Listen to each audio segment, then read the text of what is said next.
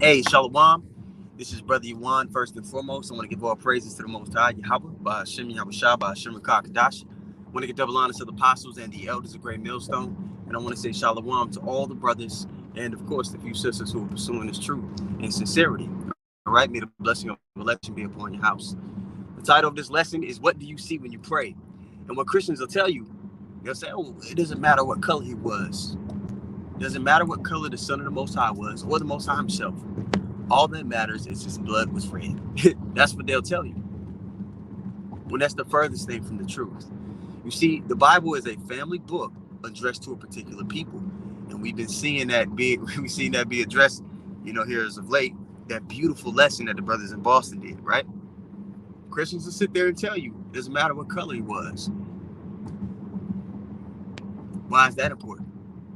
It's important because the people that the Bible is written to have discontinued from their heritage.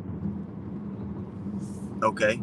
And they've been not only enslaved physically, but enslaved mentally. And the image that you have held up generation upon generation is now the image of what the actual bloodline descendants of Abraham, Isaac, and Jacob see when they even call on the Lord, when they do pray. So turn that down a little bit, okay? When they do pray, they see that image of Cesare Borgia. So this is of utmost importance when we talk about, what the Most High looks like. Even the northern tribe, to the furthest extent. So now, when they're praying, they see an image of you. They see an image of the very people that oppress them.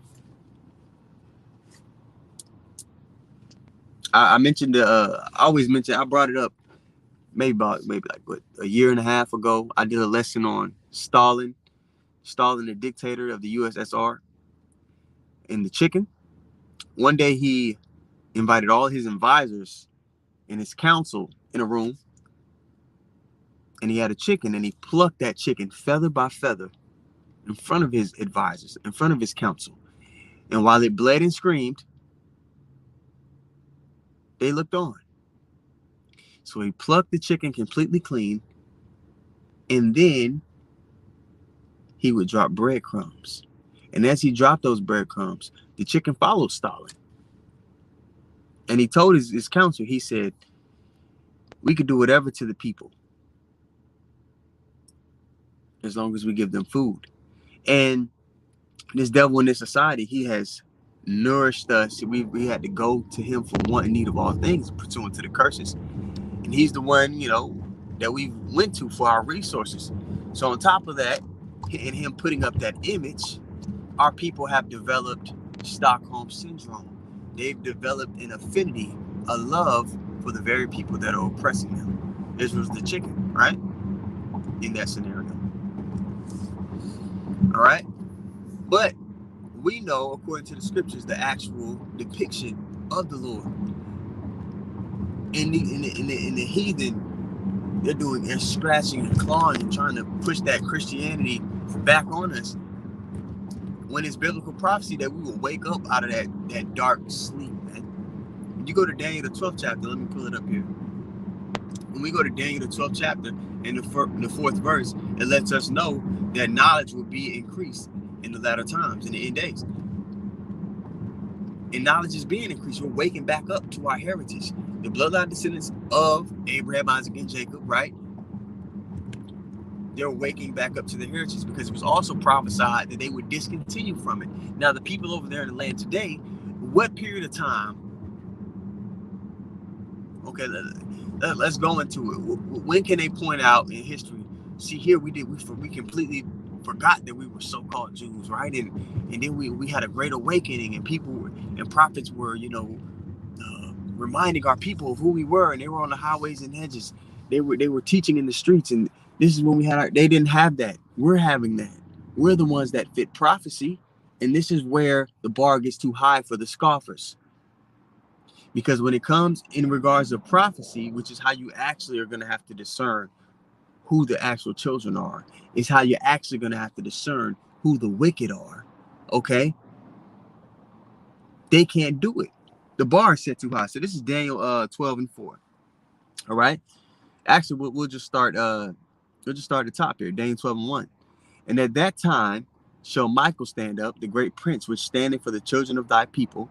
And there shall be a time of trouble, such as never was since there was a nation, even to that same time. Okay? So Jacob's trouble.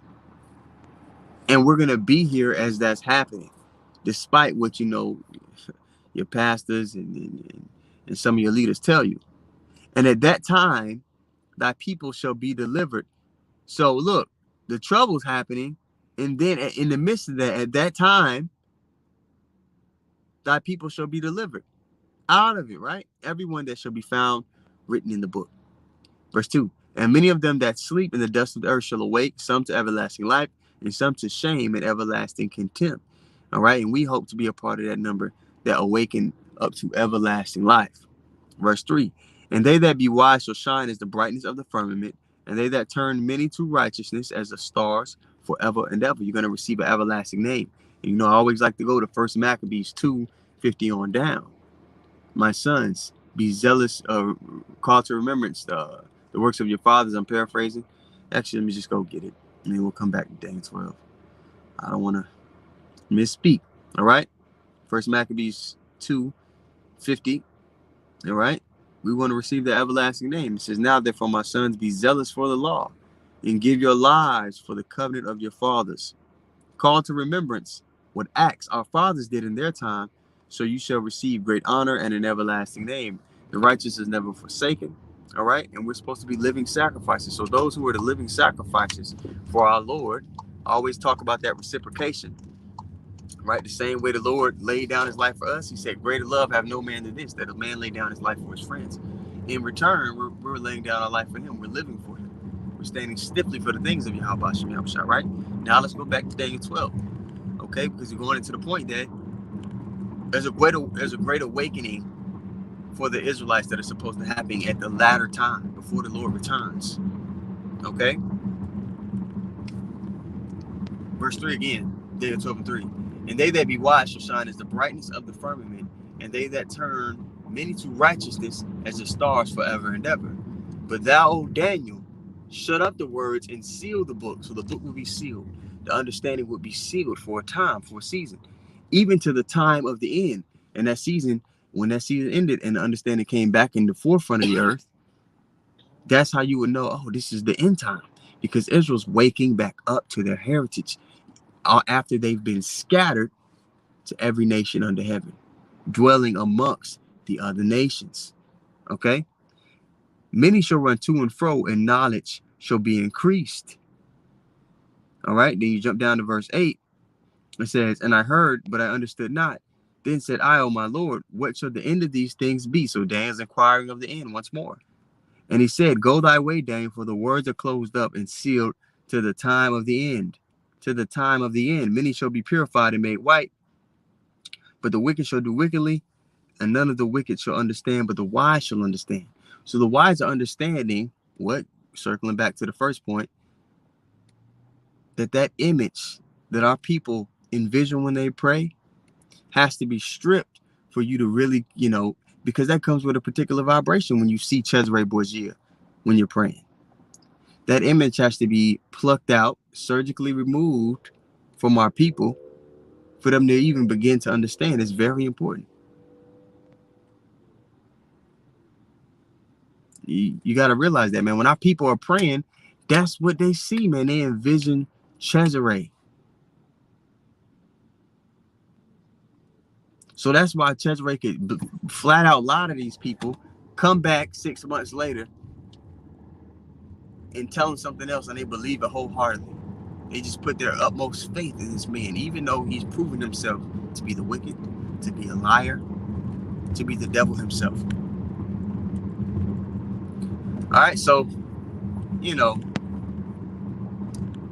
just a quick lesson, man, for you guys. A milk lesson. That image is very important. Now we'll put a depiction, a more accurate depiction of what he looks like, but we don't bow down to that image, nor do we praise it. Okay, it's for education's sake. But that image that they put up, that they built statues, that they plaster over, Bibles, that they, You know, they build little monuments of them around churches and Catholic, churches and stuff like that. People actually envision that when they pray. Do you think can they have a genuine connection with Yahweh Ba'Shem Yahushua when they envision that? When they're inquiring of the Lord, when they're asking, for wisdom from on high? Can they have a genuine connection with him when they have that image of the devil in their minds? Christianity is a satanic religion, man. It is what it is. Okay, so with that being said, man, I'll probably do another lesson on this when I get back to the house. Put up some images and some clips and stuff like that. And have some visual aids. But with that being said, man, I'm going to give all praise to the Most High, Yahweh, Ba'Shem Yahushua, Ba'Shem Kadash. I'm going to give double honor to the apostles and the elders of Great Millstone, and shalom to all the brothers, and of course the few sisters who are pursuing this truth in sincerity. All right? May the blessing of election be upon your house. Shalom.